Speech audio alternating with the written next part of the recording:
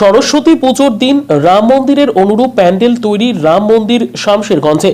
আজ বসন্ত পঞ্চমী অর্থাৎ সরস্বতী পুজো। এই সরস্বতী পুজোকে ঘিরে ক্লাব থেকে শুরু করে বিভিন্ন শিক্ষা প্রতিষ্ঠান, গ্রামগঞ্জের প্রায় বাড়িতে বাড়িতে হয়ে থাকে এই সরস্বতী পুজো। মুর্শিদাবাদ শামশেরগঞ্জ ব্লকের গাজীনগর বালঞ্চা পঞ্চায়েতের অন্তর্গত আকুরা ব্রিজ এলাকায় দৃশ্যই ধরা পড়ল আমাদের ক্যামেরায়। স্কুল, কোচিং, বিভিন্ন শিক্ষা প্রতিষ্ঠানে, গ্রাম্য বাড়িতে বাড়িতে সেজে উঠেছে সরস্বতী পুজোর প্যান্ডেল। আর এই মণ্ডপে শুরু হয়েছে সরস্বতী পুজোর আরাধনা। সকালে স্নান সেরে নতুন জামা কাপড় পরে পুজোর মণ্ডপে পড়েছে অঞ্জলি দেওয়ার লাইন। কচি কাঁচা থেকে বয়স্করাও সকালে না খেয়ে অর্থাৎ উপবাস থেকে অঞ্জলি দেওয়ার জন্য মণ্ডপে মণ্ডপে ভিড় জমান। সরস্বতী পুজোকে ঘিরে প্যান্ডেলের পাশাপাশি শুরু হয়েছে রাম মন্দিরের অনুরূপ মন্দির অর্থাৎ অযোধ্যার রাম মন্দির। বাঁশ, থার্মোকল, কাপড় দিয়ে তৈরি এই রাম মন্দির। চলুন সেই দৃশ্য দেখে নিই। ব্যুরো রিপোর্ট, দিনরাত স্টার নিউজ। রাম মন্দির মানে কিছুদিন আগে 22শে জানুয়ারি আমাদের রাম মন্দির উদ্বোধন হয়েছে। তা পাবলিকের এখনও মুখে মুখে সেটা প্রচারিত হচ্ছে যে রাম মন্দির বলে। সে উদ্দেশ্যে আমরা রাম মন্দিরটা প্রতিষ্ঠা করে ফেললাম। এখনও পুরোটা সম্পূর্ণ কমপ্লিট হয়নি, আর কিছুক্ষণের মধ্যেই পুরো কমপ্লিট হয়ে যাবে।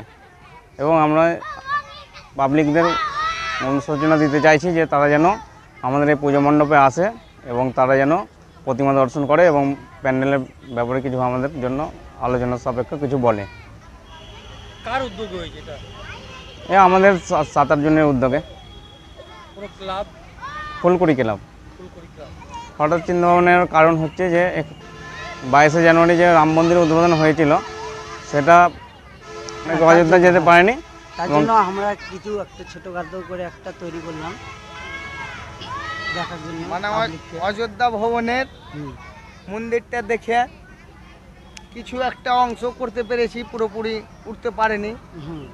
তাই এটা আমরা মনে আশা নিয়ে বলছি যেন পুরোপুরি করতে পারি। এই আশীর্বাদটাই আমরা সব মানুষের কাছে কামনা করছি। আচ্ছা, ঠিক আছে। এই রাম মন্দিরটা যে তৈরি করেছেন, কি কি দিয়ে তৈরি করেছেন?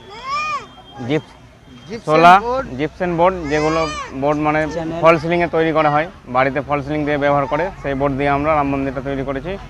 এতে সোলা লেগেছে, আঠা এবং আরও অনেক কিছু লেগেছে।